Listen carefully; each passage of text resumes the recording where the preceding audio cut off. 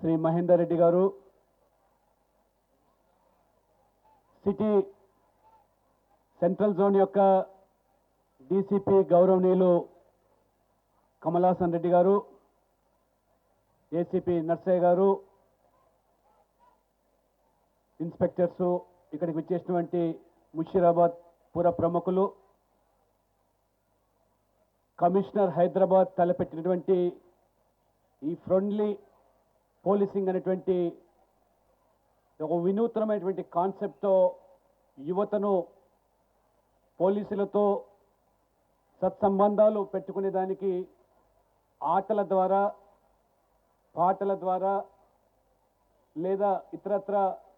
సాంస్కృతికమైనటువంటి కార్యక్రమాల ద్వారా చేరువ చేసేటువంటి ఈ కార్యక్రమాన్ని ఇక్కడ ఏసీపీ స్థాయిలో నిర్వహించినటువంటి ఈ యొక్క కార్యక్రమంలో పాల్గొంటున్నటువంటి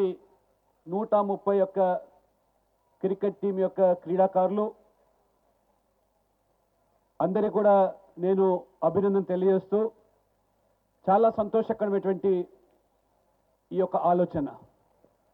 కొత్తగా ఏర్పడ్డటువంటి తెలంగాణ రాష్ట్రంలో వినూత్నమైనటువంటి పోలీసింగ్ విధానము, మనము వ్యవస్థను ఏర్పాటు చేయాలనేటువంటి ఒక సంకల్పంతో ఈ ఫ్రెండ్లీ, సిటిజన్ ఫ్రెండ్లీ ఈ పోలీస్ అనేటువంటి ఒక కాన్సెప్ట్ తీసుకురావడం చాలా శుభ పరిణామంగా నేను భావిస్తా ఉన్నాను.